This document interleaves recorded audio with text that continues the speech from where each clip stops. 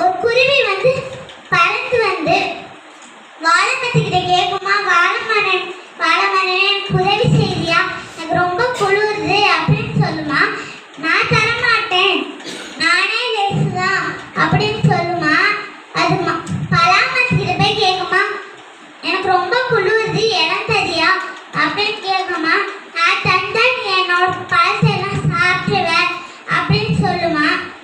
அது மாமரத்துக்கிட்ட போய் கேட்குமா, மாமரமே எனக்கு ரொம்ப குளிருது, உன் வீட்டுல இருந்து எனக்கு இடம் தெரியா அப்படின்னு கேட்குமா.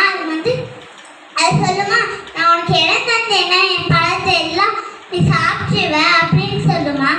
அது ஆலமரத்துக்கிட்ட போய் கேட்குமா, எனக்கு ரொம்ப குளிருது இடம் தெரியா அப்படின்னு கேட்குமா. அதுக்கு ஆலமரம் சொல்லுமா, நானே பெரிய வீடு தான், சரி நீ வந்து தங்கிக்கோ அப்படின்னு சொல்லுமா. மறுபடியும் காற்று நல்லா பலமா அடிக்குமா, அந்த 3 மரமும் விழுந்துருமா. குருவி போய் சொல்லுமா, நான் 3 பேர்த்தையும் இடம் கேட்டேன்ல, ஆனா நீங்க தள்ளையில, அதனால நீங்களே சாஞ்சிட்டீங்க பாரு அப்படின்னு சொல்லுமா. அதுக்கு அந்த 3 வருத்தப்படுங்களா, இதுல இருந்து என்ன தெரிஞ்சுக்கிட்டோம்னா, அடுத்தவங்களுக்கு உதவி செய்யணும். நன்றி, வணக்கம். இரண்டாவதாக புத்தகம் படிக்கிறது வந்து ஒரு மனிதன் தானா வளர்றதை விட புத்தகம் மனிதனை மனிதனாக மாற்றுவது புத்தகம் தான். நீங்க எவ்வளவுக்கு எவ்வளவு புத்தகத்தை படிக்கிறீங்களோ அவ்வளவுக்கு எவ்வளவு சிறந்த மனிதனாக, எல்லாருமே மனிதர்கள் தான், மனிதனா பிறந்த எல்லாரும் மனிதன் தான் சொல்லிக்கிறோம். ஆனால் சிறந்த மனிதனாக இந்த உலகத்தை உலா வருவது வந்து எப்படி அப்படின்னா, நிச்சயமா அந்த புத்தகம் உங்களை மாற்றக்கூடிய வல்லமை பெற்றது. எல்லாரும் நல்லா புக்கு படிக்கணும். இப்போ நிறைய குழந்தைகள் வந்து இப்போ சொன்னீங்க, அவங்கவுங்க படித்த புத்தகத்தில் என்னென்ன கருத்துக்கள் இருந்துச்சு அப்படின்னு சொன்னீங்க. எனக்கு ரொம்ப சந்தோஷமாக இருந்துச்சு.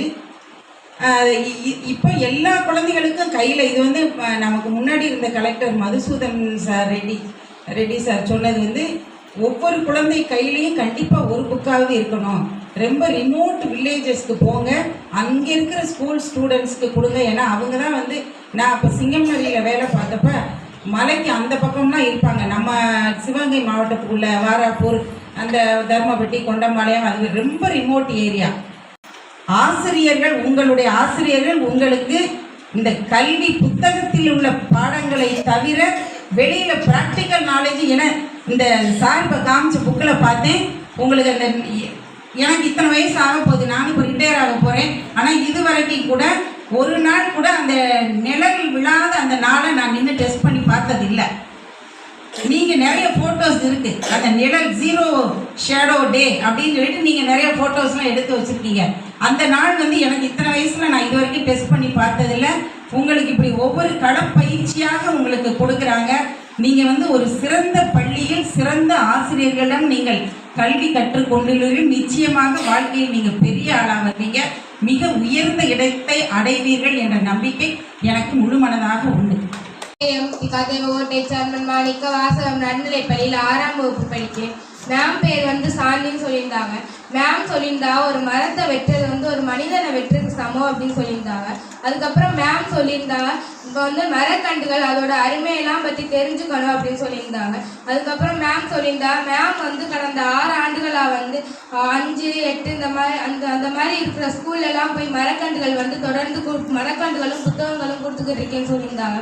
அதுக்கப்புறம் மேம் வந்து புத்தகத்தை பற்றி சொல்லியிருந்தாங்க. ஒரு மனிதனை வந்து மனிதனாக மாற்றுறது வந்து புத்தகம் தான் அப்படின்னு சொல்லியிருந்தாங்க. அதுக்கப்புறம் மேம் சொல்லியிருந்தா புத்தகங்கள்லாம் வந்து நல்லா படிக்கணும் அப்படின்னு சொல்லியிருந்தாங்க.